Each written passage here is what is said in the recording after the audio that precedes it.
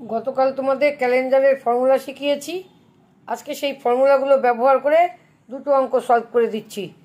ফর্মুলাগুলো আমি উপরে আবার ছোট করে তুলে দিয়েছি, এগুলো তো মুখস্থ করতে হবে তোমাদের। এই জন্য আমার প্রথম প্রশ্ন হলো 15ই সেপ্টেম্বর 2016 কী বার ছিল? আমরা ফর্মুলাতে কি বলেছিলাম যে ভাগশেষটা 7 দ্বারা ভাগ করলে যে ভাগশেষ পাবো সেটার থেকে আমরা দিনটাকে বার করে নেব। তাহলে 15ই সেপ্টেম্বর এমনি ফর্মুলাতে রয়েছে যে কি করব, ভাগশেষ কি করে পাবো। আমরা প্রথমে তারিখ, তারপরে মাসের কোড, শতাব্দী কোড, এগুলো পরপর যোগ করব। তার সাথে যে সালটা বলবে সেই সালের শেষ 2 অঙ্ক নেব, তারপরে সেটার সাথে যোগ করে দেবো সালের শেষ 2 অঙ্ককে 4 দিয়ে ভাগ করে ভাগফলটাকে, তারপরে সবটাকে 7 দিয়ে ভাগ করব। আমরা 15ই সেপ্টেম্বর 2016 কী বার ছিল করবার জন্য কি করলাম, তারিখ থেকে জি বললাম, লিখতে সুবিধা হয়। মাসের কোডকে এমসি বললাম, শতাব্দী কোডকে সিসি বললাম। আর last 2 digit of the year, যে ইয়ারের কথা বলছে তার লাস্ট 2 ডিজিট, আর last 2 digit of the year ভাগ 4। আগেই বলেছি ভাগফলটা নেবে বাই 7। এভাবে ফর্মুলাটাকে খাটো করলাম। খাটো করলে আমাদের কি আছে, ডে তাহলে 15 সেপ্টেম্বরের 15 তারিখ। মাসের কোড, সেপ্টেম্বর মাসের কোড কত? সেপ্টেম্বর মাসের কোড গতকাল শিখিয়ে দিয়েছি 5। সে সাধারণ বর্ষেও 5, অধিবর্ষেও 5। হ্যাঁ, এটা অধিবর্ষই আছে।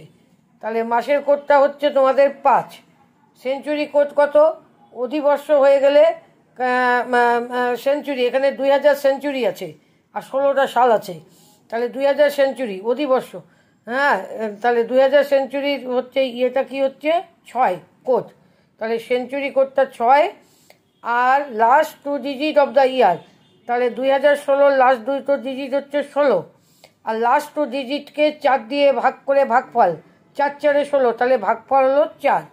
তাহলে ভাগ 7 করো, তাহলে 15 5 20 6 26 16 42 4 46 ভাগ 7, 4 ভাগ শেষ হলো।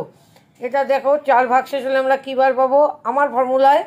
হ্যাঁ, অন্যের ফর্মুলাতে তুমি এটা পাবে না, আমার ফর্মুলাতে পাবে। আমার ফর্মুলাতে 4 হলে বৃহস্পতিবার। তাহলে 15ই সেপ্টেম্বর 2000 ছিল বৃহস্পতিবার। এই ফর্মুলাটাতেই এটা পাবে, অন্য ফর্মুলায় আবার অন্যভাবে করে। আর একটা অঙ্ক করে দিই। 23 মার্চ 2023 কী বার ছিল? আমি 2023-এর মার্চ মাসের অঙ্ক করাচ্ছি, ক্যালেন্ডার উল্টেই দেখে নিতে পারবে।